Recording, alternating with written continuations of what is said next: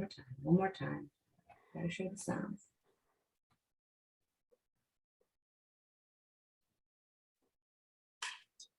Okay, you can see me?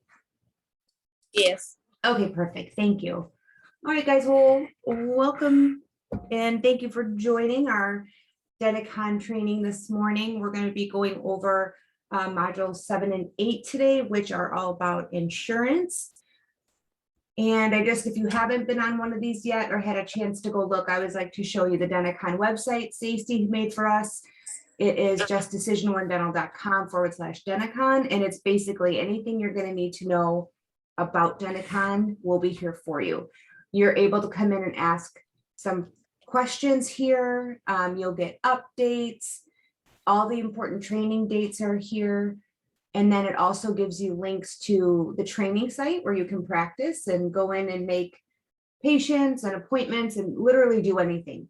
There's nothing in there you can't do. You're not going to hurt anything. Just make sure if you make a new patient, you want to make test as the last name. So that way, you know, we didn't accidentally put any real patient information in there and everything is still okay to share. Yeah, so here is our video. There's also all of the downloads that get emailed and everything like that. Okay, so today we're supposed to be going over modules 7 and 8. Module 7 is all about how to enter an insurance plan into Denticon. You have to watch it to be able to move through your modules and continue learning, but I am going to tell you, you are not going to have to create insurance plans yourself and enter them into the system. We're going to keep our process the same. So what that would entail is obviously all the things you guys are doing now. So just quick review. We are always verifying patients' eligibility, meaning they are still active with the plan you have them linked to currently in QSI. That will continue in Denticon, but Denticon is going to do the eligibility check for you. Denticon is going to do a sweep of the system, and it is going to give you a mark on the appointment and tell you, yes, this patient is still eligible with the plan that you have, or no, they are not. So that way, you know, you only have to take action if you get the mark that says they are not. When it comes to the insurance plan itself, we are still going to continue to only have to do an entire breakdown if there have been changes or if the plan has not been fully verified in the last 365 days. So if a plan has been updated within the last year, you do not have to re-verify it if you don't want to. If you have reason to believe it may have changed, then you're going to want to. You do need to continue to use the insurance verification form until life finds a new way for us to do this. Please remember that you do have to complete the entire form. I know it's time consuming, but that is how we get all the information correctly into the system. So that way, when you're treatment planning, when you're collecting, charging out, all of that, you can be really confident it's right. So it's very, very important that we finish the whole form. Please understand if it gets sent back to you, it's not them being mean or being sticklers. It's just they genuinely can't enter it if it's not complete. That is the big thing. Any questions about how we're doing it now? Okay, sounds good. So that doesn't really, like I said, that part is not going to change. Please watch the 7th module lightly. You don't have to pay very much attention to it, but you are going to have to let it play at least so you can move on to 8 if you have not already, but that is what we are going over today. So here we go. And this is basically how do you function with adding, changing, or updating a current insurance plan in a patient.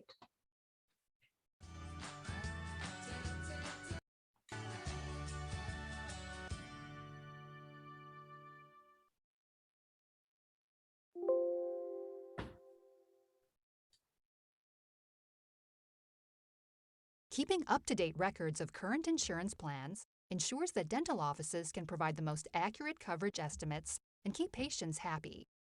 In this module, you'll learn how to add, change, and remove an existing insurance plan for a patient. Click Next to continue. Let's catch up with Jenny as she makes some updates to the insurance plan information of patients who have recently requested changes. Jenny's first task is to add a primary dental insurance plan to Zach Johnson's record. Jenny can see that Zach's responsible party type is already set to insurance, so she clicks the primary dental button on the patient overview screen. Zach has already provided his insurance group number, so Jenny chooses Group Number in the Search For dropdown and enters the group number 2400 in the search text box. Then click Search. Jenny's search returns one result. However, to be sure this is the correct plan for Zach, Jenny quickly verifies it by clicking on the Plan ID hyperlink and reviewing the plan information.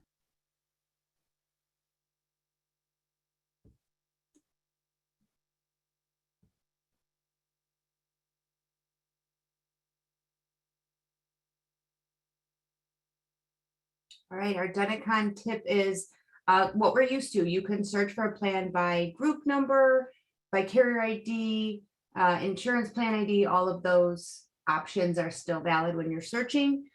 I highly, highly recommend that even now when you're doing it, before you actually link the patient, you need to go ahead and click on that insurance plan ID and make sure that you're checking that everything looks correct. And then once you know that that's right, you can click on it and hit select.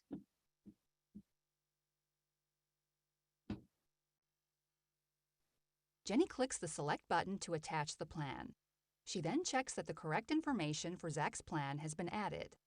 She can see the carrier name, Cigna, and Zach's employer name, Delivery Solutions, are both correct. Jenny also checks the individual deductibles and individual remaining maximum, but doesn't make any changes as they appear to be correct based on the benefit information. Jenny is happy that she has selected the correct plan for Zach, so she adds the subscriber ID number and patient coverage effective date and saves her changes.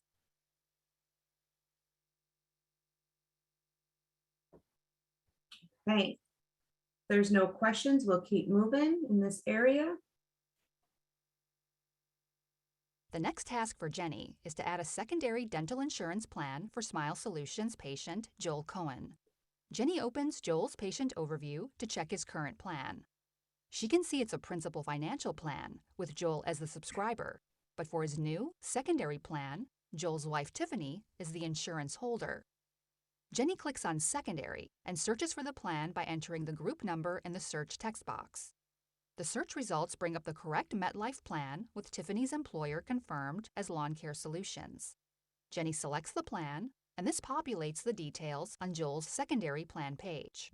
Jenny notices that the plan subscriber has incorrectly defaulted to Joel. She knows that Tiffany is the insurance holder for this plan, so she uses the Member Subscriber dropdown to select her instead. As Joel and Tiffany share the same address, most of the subscriber information doesn't change. But Jenny can see that Denticon has changed the subscriber's date of birth from Joel's to Tiffany's.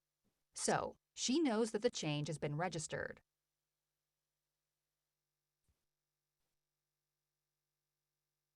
Okay, so this is really important. This is something that seems obvious, but we actually continue to make errors even in QSI on. You have to make sure that the subscriber is correct. This is telling you Denticon is always going to default this bottom area to the responsible party.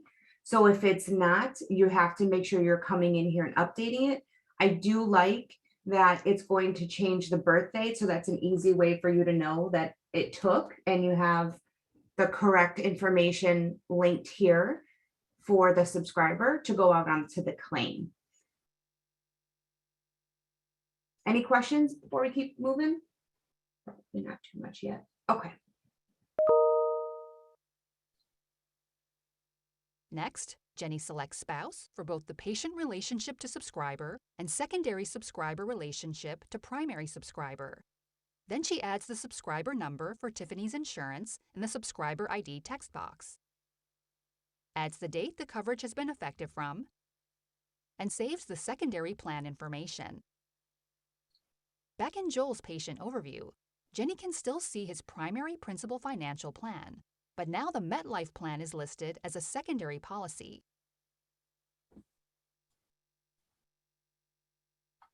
Okay, so fun fact, Denticon will allow a total of 4 dental insurance plans and 2 medical.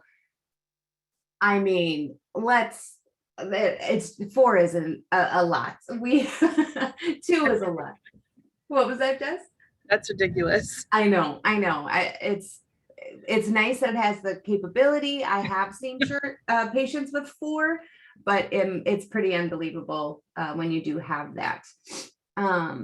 We are going to continue to not to bill medical currently, but the system is just telling us, hey, you do have the ability to add medical plans here, but we are not going to be doing that for now. So please just note, we will continue to only be billing the dental insurance.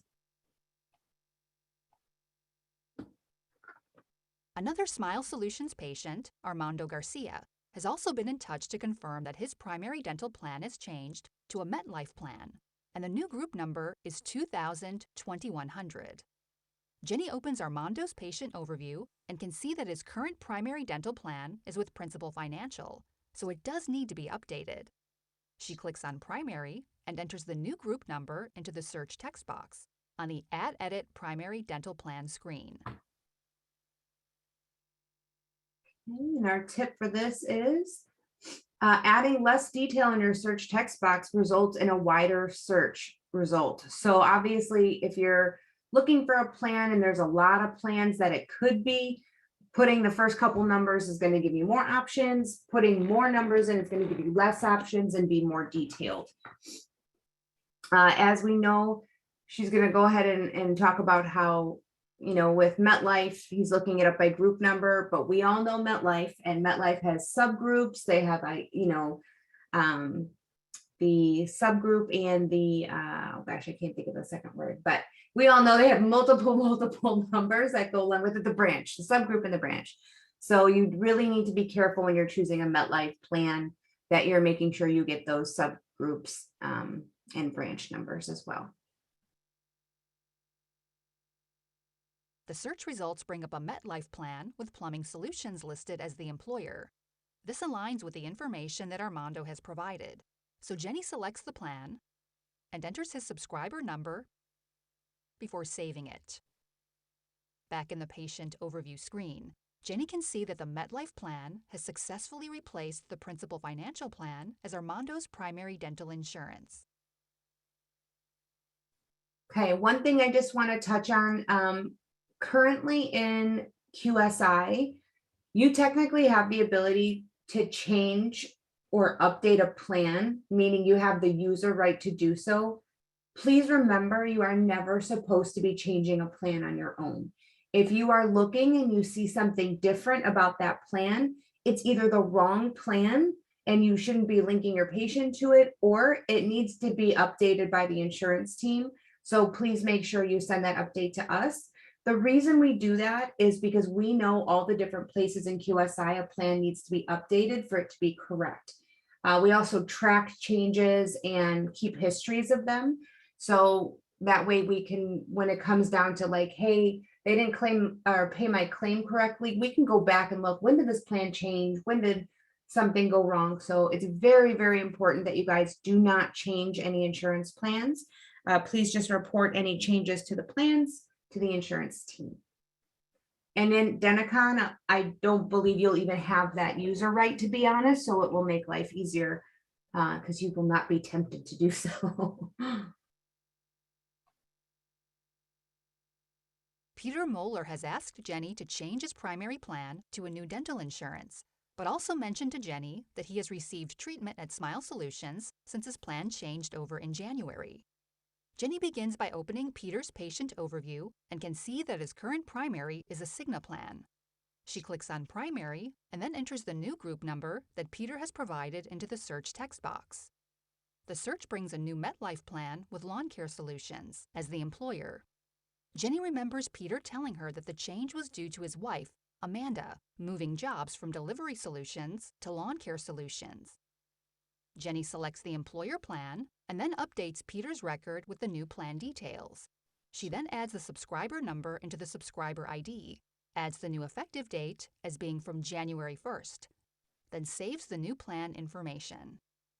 A pop-up window opens to flag that there are open claims with Peter's previous insurance plan. Jenny can see that this claim is for a treatment that Peter received while he was covered by the new plan. She selects the claim and clicks Apply for the claim to be submitted to the new insurance carrier instead. A pop-up message then appears on screen to confirm that the claim has been sent. Okay, a lot there. Let's look at our tip and then discuss. When changing an insurance plan, Denticon will highlight all the open claims so that you can determine which, if any, should be rebilled to the new plan carrier. Jess, I love this too. This is like one of my favorite things. Technically, it works in QSI. It just doesn't prompt you the same way. So if you change a patient's insurance plan now, and there are open claims still on the chart, you will get that little hollow red triangle that will show up next to primary or secondary. If you click on that red triangle, it will show you claims that you can approve or deny. And if you're approving it, you're saying, yes, auto bill it to this insurance plan. And if you don't want them to be, then you can actually deny it or surpass it. Questions about that? Say we don't use the effective dates when we add plans. Do you still get that option? I love that question. You will not, because the system doesn't know. So effective dates, I know, have been a hot topic for a long time. The system doesn't require them, so most people don't want to put them in. But you do lose a lot of these really cool features if you don't put it into the system. So you're gonna get as much as you put in, right? So as much as you put into the system, that's how you're going to get the max benefit out of it. So really good question. You do need to add the effective date for the system to say, okay, well, if you were effective on this date, then any of the claims back up to that date would qualify. So I think it's way less work to put the effective date in than it is to go back and manually have to look at what claims need to be resubmitted. Go ahead, Jess. I think where Amy is, why she's asking this question is because of us flipping back and forth between PPO and UCR. It makes it very hard. We can't do it. And I think is why she's asking that. And I've already asked that question to Cheryl and Noreen of how that works in Denticon. Yeah, I'm going to bring that. I took that question from them. I'm going to take that straight up to our trainer from Denticon and see what the best scenario is for your office. So for anybody else listening who's like, what do you mean you're switching back and forth? Because technically you normally wouldn't do that. In their office, they have a doctor who is out of network, but honors in-network fees for all preventative treatment, but then charges out the UCR for any actual restorative work that's going to be done. So they have, it's tough for them to kind of navigate that back and forth. So we're going to see if Denticon has a solution to make that a little easier for you. But as a whole, to utilize this function, yes, you would need to put an effective date in. But I'll find out for you guys if there's a better solution for your unique situation with the docs you have. The other thing I will point out here about Mr. Moeller that I would say Jenny needs a little extra training on here in Denticon is just because Peter says his wife's employer is Lawn Solutions doesn't mean we believe him, right? We would need to get the facts back from MetLife to be sure that that's correct.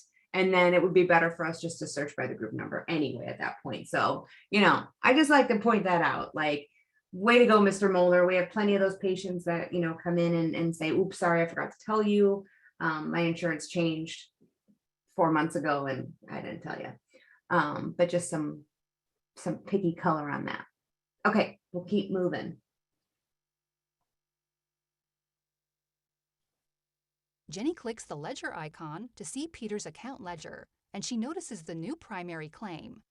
Jenny hovers over N to read the note for the claim. It confirms the claim has been rebilled from Cigna to MetLife, in line with Peter's change of insurance plan. Okay, so that's really nice too. So when you do utilize the function, it's going to auto notate on the claim that it has been resubmitted for you from that insurance to this one. So you don't have to go in and put new notes in and get through all of that yourself, which is nice. Anything that takes steps away from us is a good thing. Jenny's final change is for Lisa Chen. Lisa has asked Smile Solutions to remove an existing insurance plan from her record. Jenny opens Lisa's patient overview and can see that she has a primary plan with MetLife. She clicks on Primary to open the plan information screen and enters the new termination date. Jenny also changes the patient relationship to subscriber from self to none. This will remove the insurance plan from Lisa's record and stop it from linking to any treatment or services. Jenny knows that removing the plan in this way means that she can still easily find and reassign it to Lisa if she rejoins the plan at any time. Okay, so that is basically what we do now. We just deactivate the current plan. I like that all you have to do is change the relationship to none and put a term date in there, and it auto removes it from that primary or secondary area. She's going to talk about one more step here that I want us to discuss, but we'll listen to her first. When Jenny looks back at her notes, she realizes that Lisa wants the plan to be permanently deleted from her record. From Lisa's patient overview screen, Jenny clicks on Primary and does an account plan search by selecting Account Plans in Search In to see all plans linked to Lisa. The search brings up the MetLife plan, and Jenny clicks on Delete to permanently remove it from Lisa's record. She then clicks on OK to confirm that she's happy to delete the plan, and OK again to acknowledge that it has been removed. Okay, so Denticon is saying if you have open claims associated with a plan, you will not be able to delete the plan. But somebody hit me with it. Do we ever delete plans? Jess is shaking her head no. Good. If you were going to say yes, don't say it out loud. We do not ever delete plans. The reason for that is a couple of things. One, it's really nice to have the history of what plans that patient was associated with for billing stuff down the road, right? So if we have issues with, which I know we always do, account ledger stuff, they're questioning if we billed their insurance correctly. They want to know if the fees were right. It's so much easier for you to have that history in their account to know when and what. And also, if we ever have to go back and rebill something to their old plan, you don't have to relook for it. You could just relink them, get that one claim taken care of, and then switch the plan back to the other one.